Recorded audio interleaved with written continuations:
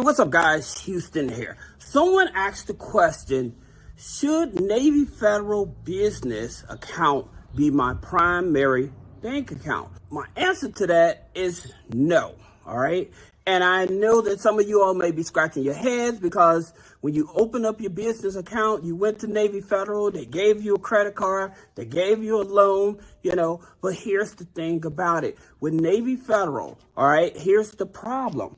They do not report to the Business Credit Bureaus, okay? That's the problem with Navy Federal business accounts, all right? Now, should you and how do you actually get a Navy Federal business account when you're just brand new? So when you're brand new and you're joining Navy Federal, there's 2 credit scores that you actually need, right? So you're gonna need a FICO 9 Experian, and then the other credit score is your internal score.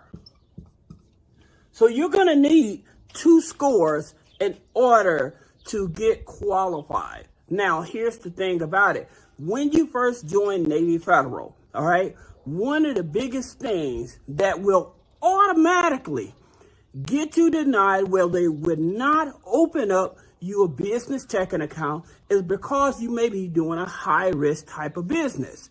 Now, some of you all are like, well, what's high risk? So when I say high risk, I mean like your NAICS code, okay? So some of your high risk type of business would be like credit repair, another one like ATM, like if you're distributing like money orders. So those would be your high risk NAICS codes, all right? So that's the reason that a lot of people, when they go to Navy Federal, here's another one, MLM,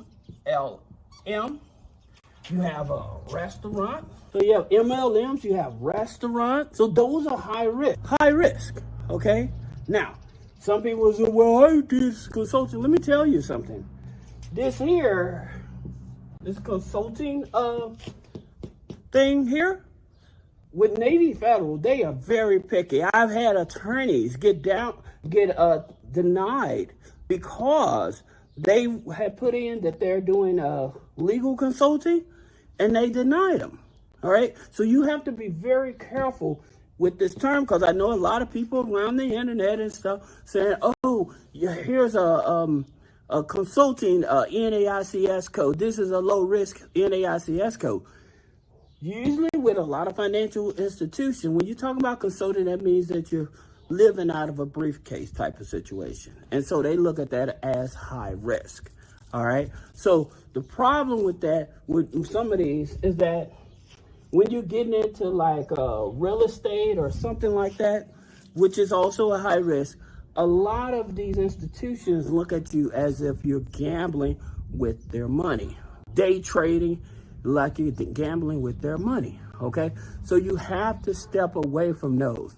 Now, in terms of conservative, like say that you are in the restaurant business or like even trucking is high risk, right? So say that you are in the restaurant business, then you don't want it to be a restaurant, okay? You want to do like food distribution, okay? So when you're doing a restaurant, you don't want it. You want to do like food distribution.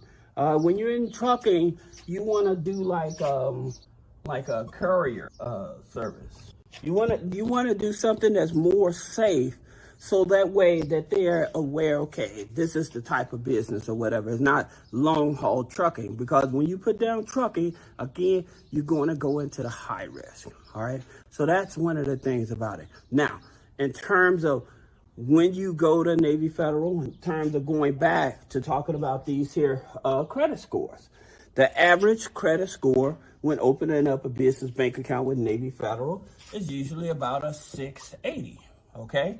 Sometimes they will let you go with a 670, okay? Now, internal scores, since your internal scores, those scores go from 100 to 450. All right. Now, here's the thing about it, why this internal score is so important. A lot of people, they figure that, well, with my internal score, I can get the loans and stuff like that too. But here's the thing about it, the way that Navy Federal sees it on the business side. This internal score is only good for the credit cards, okay? This is the reason why I tell people, when you open up a business checking account with Navy Federal, I always tell you to at least give it about 60 days. 60 days. And so what you want to do, you want to do either weekly or daily deposit. So like say that you're driving for like Uber, Lyft or something like that, or you're some type of handyman or things like that. If you know that you're getting cash every day or being cashed out every day and stuff like that, then you want to make small deposits. Now, like I said, I always tell people, do not make Navy Federal your primary bank because they don't report to the business credit bureaus. What you want to do, Navy Federal is a tier 3. Okay? They're tier 3. Okay? And because they're tier 3, under the credit unions and stuff, they have a lot more flexibility. But again, when it comes to tier 3, because they have so much flexibility, most of these credit unions do not report to Navy Federal. To report to the business credit bureaus. So in terms of your main business credit bureaus, understanding that there's Experian, Equifax, Small Business Financial Exchange, okay?